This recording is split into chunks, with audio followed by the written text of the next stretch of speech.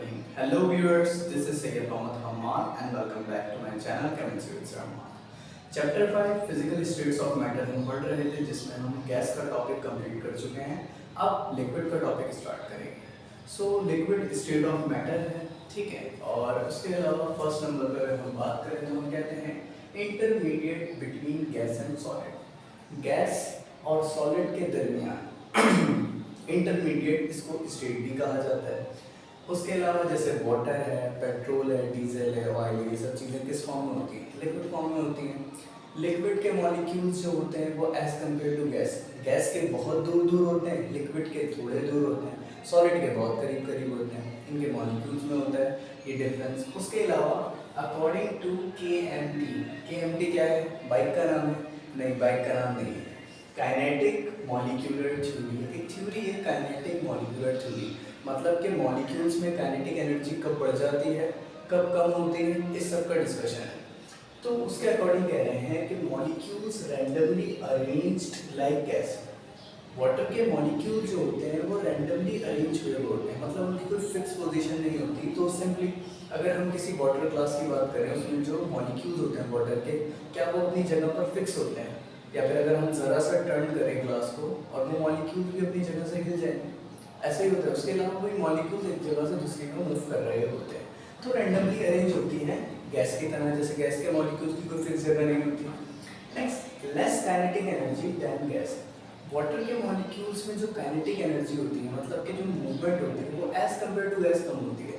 जैसे कि एक चीज़ आपने सुन रखी है क्या, कि जो गैस थी, हमने जैसे परफ्यूम स्प्रे करा तो गैस के मॉलिक्यूल्स में काइनेटिक एनर्जी ज़्यादा होती है, जिसकी वजह से गैस के मॉलिक्यूल्स फौरन मोशन करते हैं, दूर दूर चला जाते हैं. ऐसा ही होता है. बट लिक्विड के मॉलिक्यूल्स में जो काइनेटिक एनर्जी है वो होती तो है बट कम होती है, जिसकी वजह से लिक्विड के मॉलिक्यूल्स आपको हवा में उड़ते हुए नजर नहीं आएंगे. ठीक है, क्या होगा, वो अपनी जगह पर रहेंगे बट मूवमेंट उनमें होती है, मोशन उसमें होता है, काइनेटिक एनर्जी उसमें होती है, but as compare to gas कम होती है. तो यही बात लिखी हुई है कि less kinetic energy than gas. Gas के मुकाबले में इनके मॉलिक्यूल्स की काइनेटिक एनर्जी जो है वो क्या होगी? लेस होगी. Free to move. अच्छे से आपको पता है कि लिक्विड के मॉलिक्यूल्स जो होते हैं वो मूवमेंट अगर करना चाहे तो वो कर सकते हैं, गैस के भी कर सकते हैं, बट सॉलिड के नहीं कर सकते. No fix shape. बहुत अच्छे से आपको एक बात पता है कि लिक्विड के मॉलिक्यूल्स की कोई शेप नहीं होती. अगर हम उन्हें एक ग्लास में रखते हैं, वाटर ग्लास में, तो वो उस वेसल का जो शेप होगा वो ले लेंगे. अगर कोई इस तरह का ग्लास है या कोई वेसल इस तरह का है, जैसे कि डॉल्फिन बनी हुई है, डॉल्फिन फिश होती है, तो उस तरह के बन जाएंगे. तो जिस कंटेनर में जिस चीज़ में रख दो, लिक्विड जो है उस तरह का जो है वो शेप ले लेता है. इसका अपना कोई फिक्स शेप नहीं होता, बट इसका फिक्स वॉल्यूम जरूर होता है. No fix shape, take the shape of vessel. जिस वेसल में रखते हैं उसका शेप ये ले लेते हैं. Boiling point depends atmospheric pressure. ATM मतलब एटमॉस्फेरिक, मतलब कि अगर किसी लिक्विड को हमें क्या करवाना है, हमें लिक्विड को एवापोरेट करवाना है या बॉईल करना है, बॉईल करवाना है. ठीक है, तो उसके लिए हम देखेंगे कि आसपास का एटमॉस्फेयर जो है वो क्या है, क्योंकि एटमॉस्फेयर बहुत ज़्यादा डिपेंड करता है बॉइलिंग पॉइंट पे.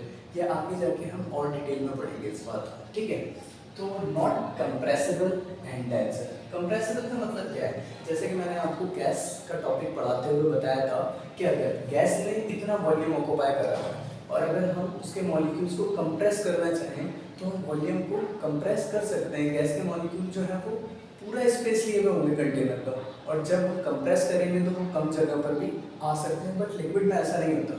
अगर एक गिलास पानी फुल हुआ हुआ है, ठीक है, और हम चाह रहे हैं उस पानी को हम कम करते हैं, कंप्रेस करते हैं, तो ये कंप्रेस करना पॉसिबल नहीं है, तो नॉट कंपेरेसिबल होता है. उसके अलावा डेंसर की बात करें तो सिंपली डेंसिटी मैंने आपको बताई थी क्या होती है. डेंसिटी होता है किसी चीज़ का कोई मास हो और उसने कोई वॉल्यूम ऑक्यूपाई किया हो.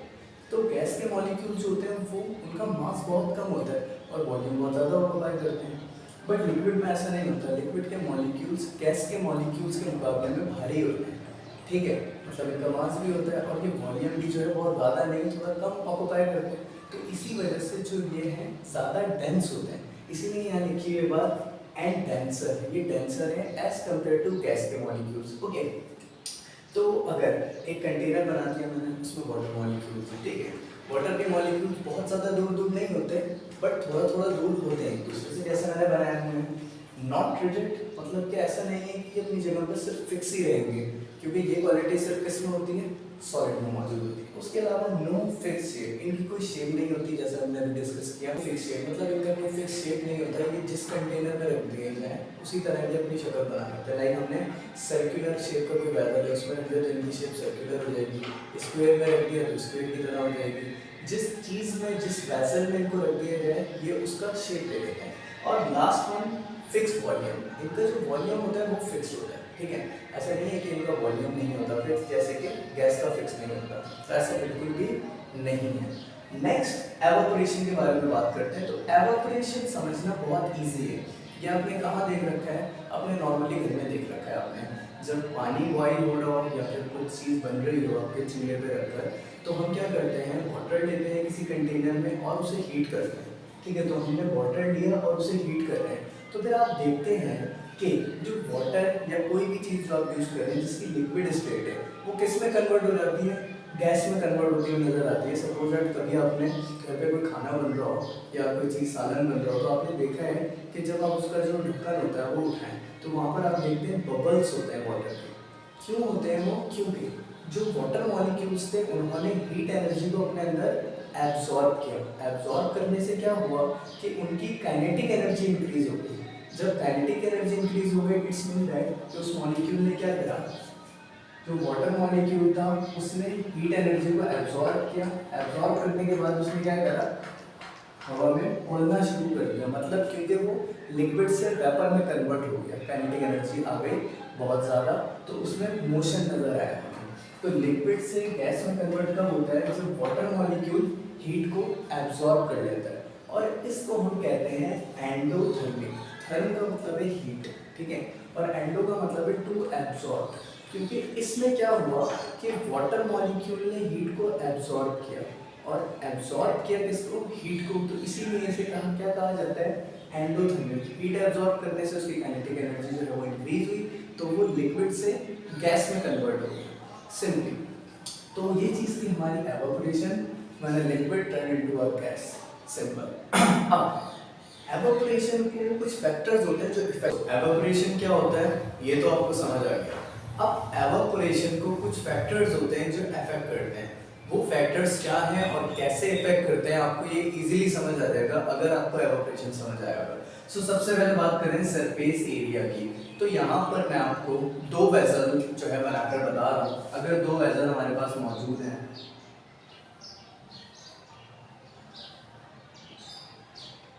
एक इस शेप में वेसल हमारे पास मौजूद है और एक हमारे पास इस शेप में वेसल मौजूद है। दोनों में हमने वाटर को रखा है, ठीक है, और इसे हम बॉईल करने की कोशिश कर रहे हैं। तो सिंपली एक बात समझिएगा कि दोनों को हम हीट दे रहे हैं, पर इनका जो सरफेस है, जो एरिया है इनका, इसका ज़्यादा है और इसका कम है। तो जब एरिया ज़्यादा होगा तो क्या होगा कि हीट हर मॉलिक्यूल तक इजीली पहुंच पाएगी। जब हीट जो है वो इजीली हर मॉलिक्यूल तक डायरेक्टली पहुंच पाएगी तो क्या होगा कि वो मॉलिक्यूल जल्दी एवापोरेट होगा, क्योंकि हीट उस तक जल्दी पहुंच रही है एज कम्पेयर टू अगर इस तरीके का वेसल है तो यहाँ से हीट जो है इस मॉलिक्यूल तक पहुंचेगी, देन ये मॉलिक्यूल आगे ट्रांसफर कर रहा होगा हीट को, एंड देन सो ऑन आगे तक जो वाटर मॉलिक्यूल्स हैं उन तक पहुंचने में हीट को टाइम लग रहा है। क्यों टाइम लग रहा है, क्योंकि एरिया कम है। तो सिंपली अगर सरफेस एरिया बढ़ जाएगा तो क्या होगा कि एवापोरेशन का जो प्रोसेस है वो जल्दी होने लगेगा। तो हम कह सकते हैं कि सरफेस एरिया डायरेक्टली प्रोपोर्शनल होगा एवापोरेशन के। अगर सरफेस एरिया ज़्यादा होगा तो एवापोरेशन भी जल्दी हो जाएगी, अगर सरफेस एरिया कम होगा तो एवापोरेशन देर से होगी, ठीक है। उसके अलावा टेम्परेचर के बारे में बात करते हैं। अब टेम्परेचर को आसानी से समझ सकते हैं अगर दो सेम टाइप के वेसल हम यूज कर लेते हैं, ठीक है, एक हमने ये वेसल यूज करा और एक और हम वेसल यूज कर लेते हैं, ठीक है, और हम दोनों लिक्विड्स को एवापोरेट करने की कोशिश कर रहे हैं। तो जब एवापोरेट करने की कोशिश करेंगे तो बेसिकली होगा ये कि यहाँ पर भी हम टेम्परेचर देंगे कुछ और यहाँ पर भी टेम्परेचर देंगे। अगर हम इसको टेम्परेचर जो है वो ज़्यादा दें, ज़्यादा टेम्परेचर देने से क्या होगा कि इसके मॉलिक्यूल्स को जल्दी हीट मिलेगी, जल्दी हीट मिलेगी मीन दैट कि उनकी काइनेटिक एनर्जी जल्दी ज़्यादा हो जाएगी, और जब ज़्यादा हो जाएगी तो वो जल्दी वेपर्स में कन्वर्ट हो जाएंगे। तो एक बात हमें और समझ आई कि अगर हम टेम्परेचर बढ़ा देंगे तो एवापोरेशन का प्रोसेस जो है वो स्पीड से होना शुरू हो जाएगा। तो ये दोनों चीज़ें भी क्या हुई आपस में डायरेक्टली प्रोपोर्शनल हुई, ठीक है। अब मोस्ट इंपॉर्टेंट इंटरमॉलिक्यूलर फोर्स, और इसको आप आसानी समझ सकते हैं। तो एक बार मैंने बार बार कही कि लिक्विड कोई भी स्टेट के बारे में बात कर रहे थे, तो मैं कह रहा था कि उसे टेम्परेचर देंगे तो वो एवापोरेट होगा, ऐसे कह रहे थे। तो हमारे माइंड में ये आ रहा है कि किसी लिक्विड को हम वेसल में लेते हैं और उसे टेम्परेचर देते हैं तो वो एवापोरेट होता है, ऐसे ही कह रहे हैं। बट अगर मैं आपसे एक बात कहूँ कि पेट्रोल की, पेट्रोल सपोज दैट आपने हाथ पे लिया तो वो रहता है हाथ पर, नहीं, वो फौरन उड़ जाता है, थिनर कह रहे हैं। तो ये सब क्यों उड़ जाते हैं?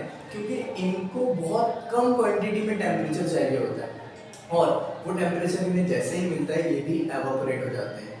तो एक बात समझिएगा, अगर मैं बात कर रहा हूँ यहाँ पर, तो मैं मॉलिक्यूल में बात कर लेता हूँ वाटर की, और उसके अलावा बात कर लेता हूँ पेट्रोल की। तो पेट्रोल जो है हमें जल्दी एवापोरेट होते हुए नजर आता है as compare to water. Petrol बहुत जल्दी से स्पीड से एवापोरेट हो जाता है, वेपर्स में कन्वर्ट हो जाता है। क्यों हो जाता है? क्योंकि पेट्रोल के अंदर जो मॉलिक्यूल्स हैं, उन तमाम मॉलिक्यूल्स के दरमियान जो इंटरमॉलिक्यूलर फोर्स है, मतलब एक दूसरे का कनेक्शन, वो बहुत वीक है, बहुत लो है एज कम्पेयर टू वाटर। जो वाटर के मॉलिक्यूल है, जैसे H2O है, एक और H2O का मॉलिक्यूल और एक और H2O का मॉलिक्यूल, इन सब के बीच में कनेक्शन जो है बहुत स्ट्रॉन्ग है। स्ट्रॉन्ग होने की वजह से हमें इन्हें टेम्परेचर देना पड़ता है, टेम्परेचर देते हैं, देन फिर वो एक दूसरे को छोड़ते हैं एवापोरेट होने के लिए। बट पेट्रोल के मॉलिक्यूल्स क्या करते हैं, वो फौरन से उसको लिक्विड कंडीशन से वेपर कंडीशन में जाने देते हैं, क्योंकि इनकी इंटरमॉलिक्यूलर फोर्स, मतलब मॉलिक्यूल्स के दरमियान जो एक कनेक्शन होता है वो बहुत वीक है। इस वजह से ये जो है जल्दी एवापोरेट हो जाता है और वाटर नहीं होता। तो एक फैक्टर और, अगर कोई चीज़ एवापोरेट हो रही है तो जो भी स्पीशी की बात करें, जो भी लिक्विड की बात कर रहे हैं हम, उसकी इंटरमॉलिक्यूलर फोर्स भी बहुत डिपेंड करती है। अगर वीक होगी तो जल्दी एवापोरेट होगा, और अगर स्ट्रॉन्ग होगी तो देर से होगा। और अगर इंटरमॉलिक्यूलर फोर्स को और डिटेल में आप पढ़ना चाहते हैं तो चैप्टर 4 केमिकल बॉन्डिंग में मैंने इसे काफ़ी डिटेल में पढ़ा है। अगर वहाँ जाके पढ़ना है तो और अच्छे से कॉन्सेप्ट वाला क्लियर हो जाएगा। नेक्स्ट आगे बढ़ते हैं। Next vapour pressure. Vapour pressure को इजीली समझा जा सकता है। लिक्विड के मॉलिक्यूल को जब हीट बनती है तो वो किस में कन्वर्ट होने की कोशिश करता है? एक गैस में। और वो जब गैस में कन्वर्ट हो रहा होता है तो वो जिस फॉर्म में होता है उसे हम क्या कहते हैं? वेपर कहते हैं। और वो वेपर जब जाकर कहीं फोर्स अप्लाई करेगा किसी पर्टिकुलर एरिया पर, तो फोर्स ओवर एरिया क्या कहलाता है? प्रेशर कहलाता है। अगर वेपर जाकर फोर्स अप्लाई कर रहा है किसी एरिया पर तो उस प्रेशर को हम क्या कहेंगे? वेपर प्रेशर कहेंगे। सिंपली इस बात को आसानी से समझा जा सकता है, the pressure exerted by vapour. Vapour के जरिए जो प्रेशर लग रहा है वो वेपर प्रेशर है। अब वेपर प्रेशर किस बात पे डिपेंड करता है? नेचर ऑफ लिक्विड, मतलब कि जो लिक्विड हम यूज कर रहे हैं वो पॉलर है या नॉन पॉलर है। पॉलर क्या होता है? जब दो एलिमेंट डिफरेंट इलेक्ट्रोनेगेटिविटीज रखते हैं, जैसे कि वाटर का मॉलिक्यूल होता है, वाटर का मॉलिक्यूल H और O, हाइड्रोजन और ऑक्सीजन, डिफरेंट इलेक्ट्रोनेगेटिविटीज रखते हैं। इस वजह से ये जो है हमारा पॉलर कहलाता है। और अगर कोई लिक्विड पॉलर है तो वो लो वेपर प्रेशर जो है वो अप्लाई करते हैं, क्योंकि इनका बॉइलिंग पॉइंट ज़्यादा होता है वाटर को अगर बॉइल करना है, वेपर में कन्वर्ट करना है तो ज़्यादा टेम्परेचर देना होगा, ठीक है। बॉइलिंग पॉइंट जो है इसका ज़्यादा होता है क्योंकि इसकी इंटरमॉलिक्यूलर फोर्स जो होती है वो स्ट्रॉन्ग होती है। Next as compare to non polar. Non polar क्या है? जिसमें सेम इलेक्ट्रोनेगेटिविटी हो उसे भी नॉन पोलर कहा जाता है, ठीक है। तो वहाँ पर क्या होता है? इंटरमॉलिक्यूलर फोर्स बहुत वीक होती है, वो जल्दी वेपर बन जाता है, ठीक है। तो ऐसी सिचुएशन में ये जो है वेपर प्रेशर कितना अप्लाई करते हैं? हाई करते हैं एज कम्पेयर टू पॉलर। दो लिक्विड है हमारे पास, एक पॉलर है एक non polar. Polar low pressure vapour pressure apply करता है क्योंकि उसे उसकी इंटरमॉलिक्यूलर फोर्सेज जो है वो स्ट्रॉन्ग होती हैं। As compare to non polar, इनकी इंटरमॉलिक्यूलर फोर्सेज वीक होती हैं। इस वजह से ये क्या करते हैं? ज़्यादा वेपर प्रेशर अप्लाई करते हैं। उसके अलावा size of molecule. Size of molecule, अगर किसी लिक्विड के मॉलिक्यूल का साइज कम है और किसी का ज़्यादा है, ठीक है, तो जिसका कम है वो जल्दी जो है उसकी इंटरमॉलिक्यूलर फोर्स से वीक होगी, इस वजह से वो जल्दी वेपर बनेगा। जल्दी वेपर बनेगा तो वो ज़्यादा वेपर प्रेशर अप्लाई करेगा जिसका साइज कम होगा, ठीक है। नेक्स्ट टेम्परेचर, अगर मॉलिक्यूल में टेम्परेचर मिलता है लिक्विड के मॉलिक्यूल को तो ही तो वो वेपर बनता है, ठीक है। तो टेम्परेचर अगर ज़्यादा मिलेगा तो जल्दी वेपर बनेगा, जल्दी वेपर बनेगा तो जल्दी प्रेशर जो है वो अप्लाई करेगा और ज़्यादा वेपर प्रेशर लगेगा।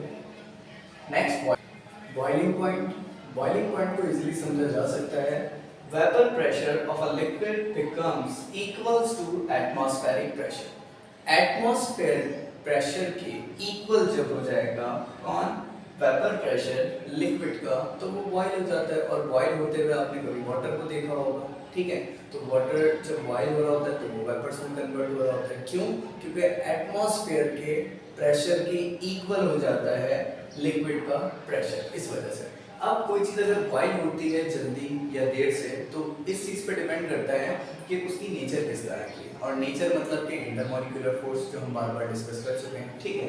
एटमॉस्फेरिक प्रेशर, बॉइलिंग पॉइंट का डायरेक्ट रिलेशन होता है एटमॉस्फेरिक प्रेशर से।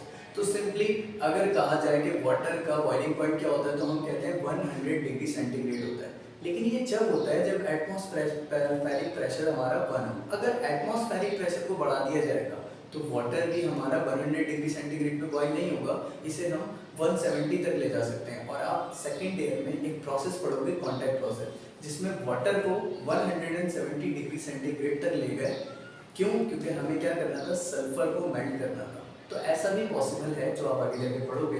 तो सिंपली हमें एक बात समझ आई कि बॉइलिंग जो होती है किसी लिक्विड की वो इस बात पे भी डिपेंड करती है कि एटमॉस्फेयर का प्रेशर कितना है। एटमॉस्फेरिक प्रेशर अगर ज़्यादा होगा तो उसी लिक्विड का बॉइलिंग पॉइंट बढ़ जाएगा।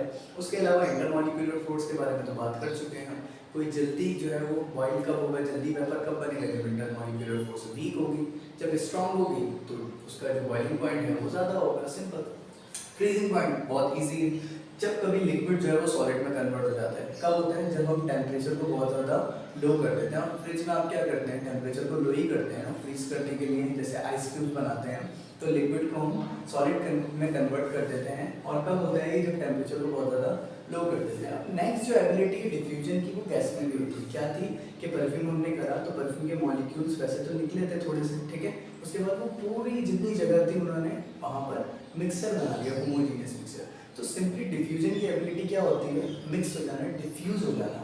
तो ये एबिलिटी जो होती है किस में होती है, लिक्विड में भी होती है, spreading out of the liquid molecules, liquid molecules का स्प्रेडिंग आउट हो जाना थ्रू द वेसल, वेसल के अंदर। अब ये मैंने वेसल बनाया हुआ है, अब वेसल जो खाली नजर आ रहा है ना, आप समझ लें कि पानी है इसमें, ठीक है। अब हमने क्या करना है, पानी है और हमने इंक के 2 ड्रॉप डाले। जब इंक के 2 ड्रॉप डालेंगे तो आप देखेंगे कि इंक के 2 ड्रॉप डले हुए हैं। फिर थोड़ी देर में क्या होगा कि इंक के ड्रॉप मिक्स होना शुरू होंगे, फिर थोड़ी देर में और क्या होगा, वो मुकम्मल मिक्स हुए नजर आएंगे। तो यही एबिलिटी जो मिक्स होने की एबिलिटी, ये डिफ्यूजन एबिलिटी कहलाती है, ठीक है। अब डिफ्यूजन जो होती है किसी की, वो उसके भी कुछ फैक्टर है। क्या फैक्टर है उसके, इंटरमॉलिक्यूलर फोर्स।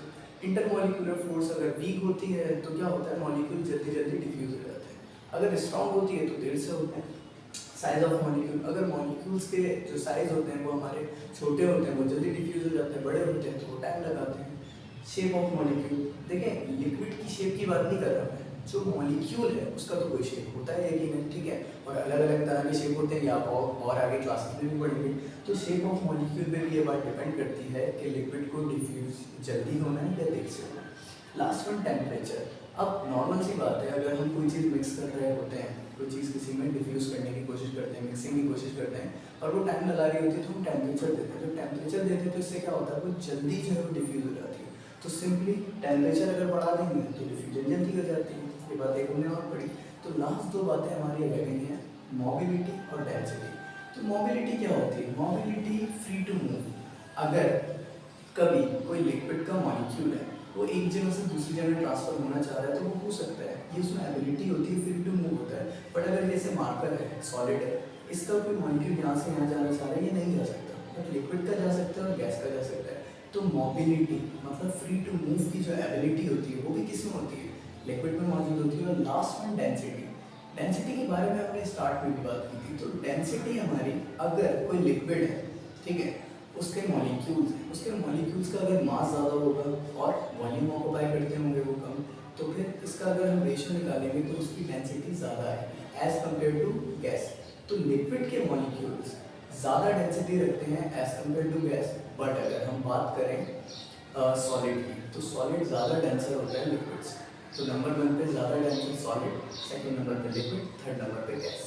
ठीक है, सो आई होप आपको चीज़ें समझ आई होंगी। अगर कोई कन्फ्यूजन हो कुछ भी हो इससे रिलेटेड तो आप मुझसे पूछ सकते हैं। Thank you so much.